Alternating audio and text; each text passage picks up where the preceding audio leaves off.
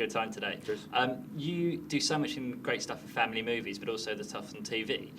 How is it you choose these roles, and what is it you love so much about doing the family stuff? I feel really fortunate. I get to do I get to play this different aspects of people, and it all kind of weirdly makes sense. You know, Barney Stinson is such a raconteur, crazy alpha male jackass guy, and then I'm also at the same time get to be Patrick Winslow, where he's sort of the all-American regular guy, dad, hero person. So it's lovely to be able to do both. Yeah, great. I saw the photo call yesterday with Steve, your character from Cloudy, and I can't leave here without you doing your Steve. Steve! Brilliant. It's so weird because I do they really don't need me to do it, because they take the voice, then they digitize it, and it could really be like the assistant to the editor that's doing that voice, but I love that they let me do it. But it's very bizarre. You get to say just, you go into a recording studio, and they give you a sheet, and it just says like gummy bears, exclamation point, and then like pajamas, exclamation point. And that's what you do. But every single thing he says in Cloudy, the first film, it just makes me laugh. It just goes around going lick,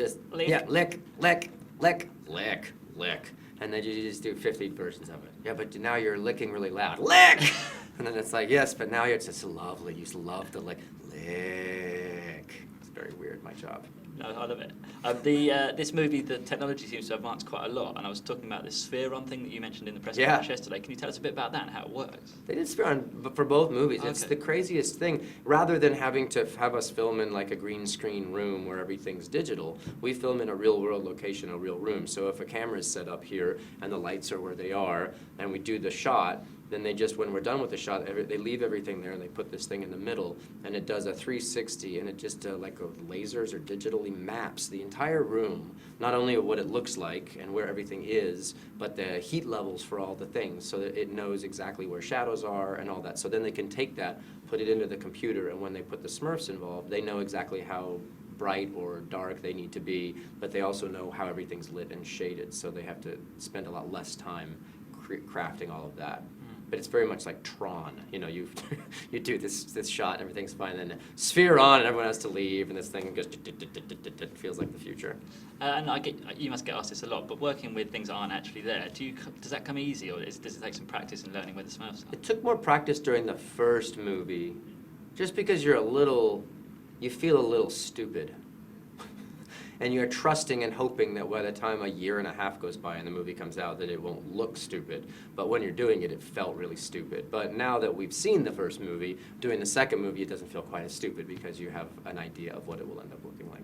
And when you get to see the final movie, the final cut of it, are you always surprised as to how it's worked out and how it's all worked? Like, do you get a sense in your mind as to how it may look when you're on set? I always wait for as long as I possibly can before I see the final cut, because it takes them so long to do all of the computer-generated stuff. They're doing test screenings right now for people to get reaction, and I actually just saw a version of the movie before I came to do this junket, and only about 50% of the CG is done. So as you're watching the movie, there'll be like these weird 2D versions of the Smurfs as they walk along, and then it turns into really beautiful CG. That freaks me out. So I didn't even see the first movie until the premiere. Plus, I'm not in any of the Gargamel stuff. I'm not in any of the Smurf Village stuff. So all of that's a big surprise. It's like watching a movie for myself. Awesome. Thanks so much for your time today. Yeah, It's a you're pleasure welcome. to meet you. Cheers.